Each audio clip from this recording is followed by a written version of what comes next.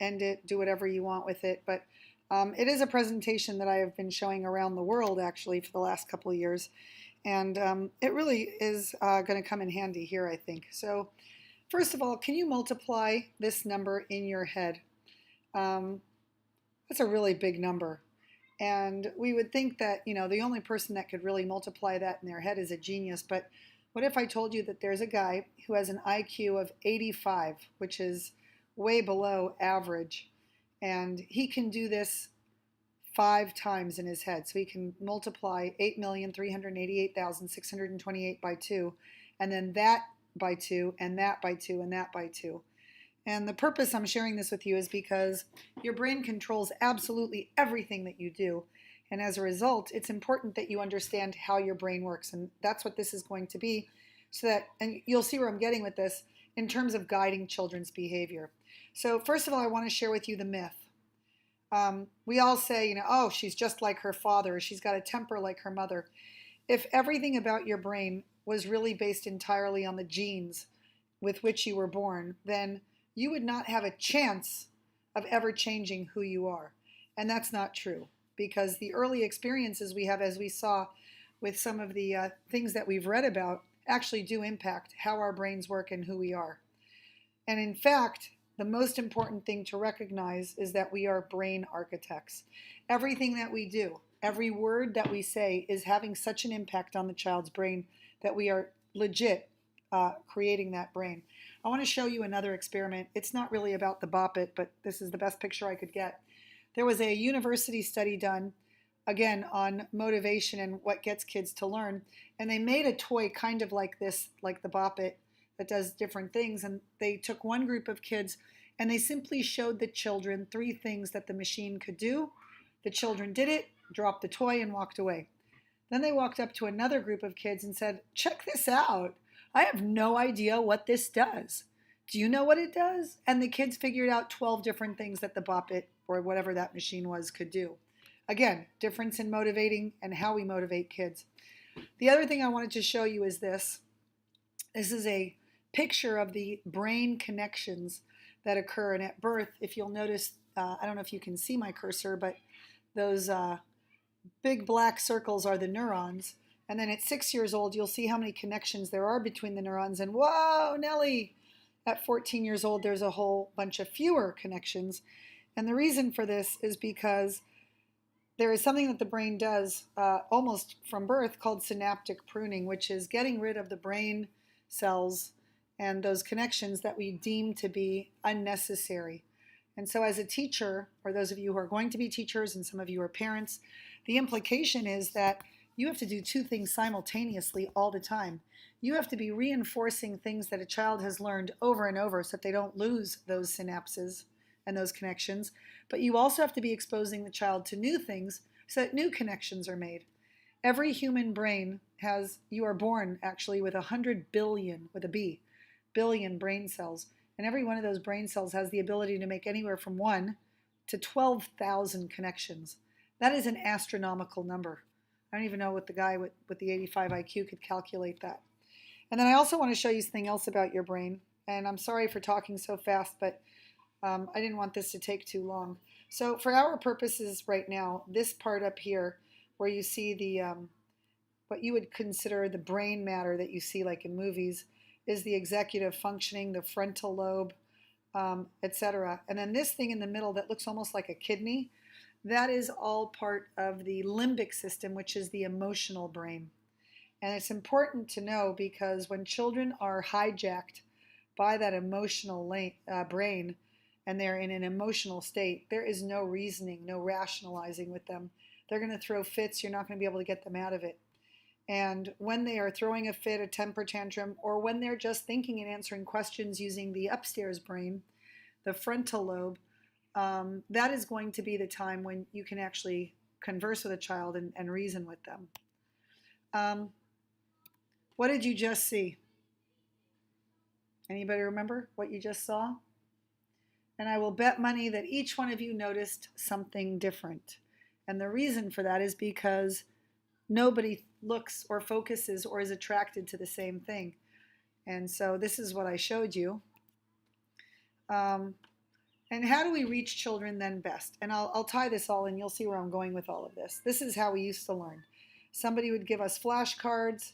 We would take multiplication table tests. We would take spelling tests. Even before we knew what the words meant, even before we understood what multiplication really was, we were simply memorizing. And one of the things I wanted to show you is that we have to understand how the brain works. We have to. We have to understand how the brain works. I can't reiterate that enough, because if we don't understand how the brain works, we are going to mess kids up. So for example, one example I use, how do we know when to teach a child how to read? Okay, so the first thing that a child does is they kind of draw a happy face when they know how to draw. And then they'll add arms and legs like that. I don't know why, but kids never add the body. And the arms are always coming out of the ears. And eventually, if you notice, they will stretch those legs all the way down to the bottom of the page, because to them the bottom of the page represents the ground. So I call that ground in the picture. And they now understand the concept of object orientation in space. That is, that they understand how objects are supposed to be in space, how they're supposed to, be figured. I want you to direct your attention to those 4 letters up at the top corner. What's the difference between all of those letters? They're all exactly the same, aren't they? Really, the only difference is their object orientation in space. So if you're trying to teach a child how to read and decode those letters, and they don't have object orientation in space yet, how can we get them to be good readers? And not only that, but here's what's even worse. If we try to teach them how to read before they have object orientation in space, before their brains are ready to actually learn this, you are actually going to teach them how to read using the wrong part of the brain, which is even worse. I mean, that's 100 times worse, because then they'll never be good readers with good comprehension, etc. So really important that we get our ducks in a row and do this the right way. I can't stress that enough. The other thing too is, remember, we do more forgetting than we remember. Try to remember these numbers. So I'm going to keep this open for a moment. Don't write them down. See how many you remember. Okay, how many of those numbers did you remember? I'm going to bet not very many. And the reason for that is because your brain doesn't like to remember things that way. But do it that way, those are the same numbers. And I bet your brain is going to be a much happier brain. Why? Because it likes to remember things that way. The other thing that we've done a really big disservice to is that we've outsourced most of our brains, haven't we? Most of what we actually do nowadays is actually being done with cell phones. I used to remember everybody's phone number. I don't know anybody's phone number anymore. Okay, I'm going to skip that. Sorry, I'm just going to go through some of this stuff. Oh, wait, let me go back. Sorry, theory of mind. This is actually a good one. Theory of mind is when, and this is going to lend into what I wanted to do with you. Theory of mind is understanding how somebody else's brain works. So I'll give you a couple of examples. I have a son with autism, and as a result, even though he's 18, every time I ask him something, it's always no first. Like, hey, Josh, we're going to go to California Pizza Kitchen for dinner. No, I don't want to go there. But I know how he works. He always says no to the first thing. So I'll say, Josh, we're going to dinner. We're going to Whole Foods. No, I don't like that. Fine. We'll go to California Pizza Kitchen. And he'll say, okay. So theory of mind. I also know that with my husband, when I want the trash taken out, I kind of have to cock my head to the side and ask in a coy kind of way. It all gets done. So interesting. So now we're going to go into something really fascinating. So who are the most powerful people in the world? I don't know. I have 3 of my kids are in tech, and they will swear to you that Macs are not the best computers at all. And yet many of us buy them and the Apple phone because somehow or another Steve Jobs was able to convince most of us that it was the best thing in the world.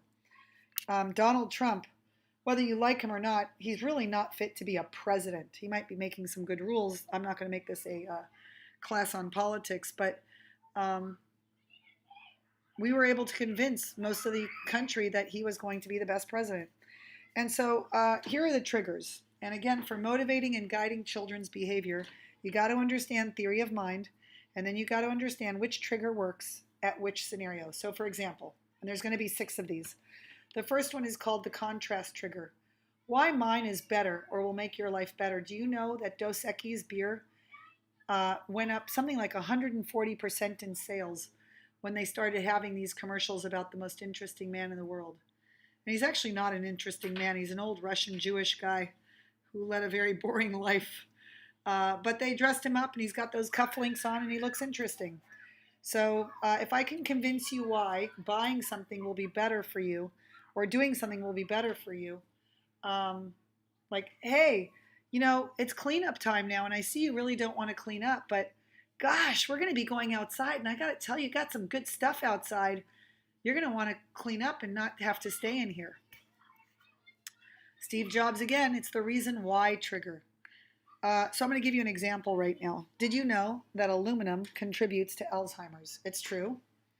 In fact, you can Google my friend Maya Coronio, who just invented a machine that can actually detect 20 years before you know you have Alzheimer's, the black amyloid plaques that actually form on the brain. And she's been researching this for years. If you go now and look at your deodorants, your antiperspirants, you'll see that there's aluminum in many of them. If you go down to your pantry and open up your cupboards and look at even some of your baking sodas or baking powders or your Betty Crocker or Aunt Jemima or any of those cake mixes, Duncan Hines, a lot of them will have some form of aluminum in them. And many of you are cooking on aluminum sheets to keep your trays clean, or the disposable aluminum trays, and you're putting them in the oven to hot temperatures, and that aluminum is leaching into your foods. And if you have any nonstick pans, do they have any scratches in them? Because if they do, guess where those scratches went? Yep, you got it. They went into your food. So don't put aluminum into your body. Now, if I've convinced you, it's because I was able to activate the reason why trigger.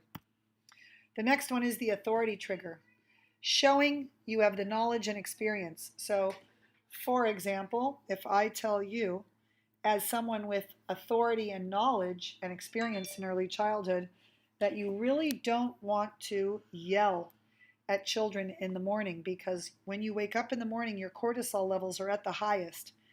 And then if you're yelling at your kids to get them ready for school, you're actually artificially raising those cortisol levels even higher and making life even more miserable. So it's actually do the counterintuitive thing, which is talk low and slow, and you'll actually get more from your kids in the morning. The next one is this reciprocity trigger.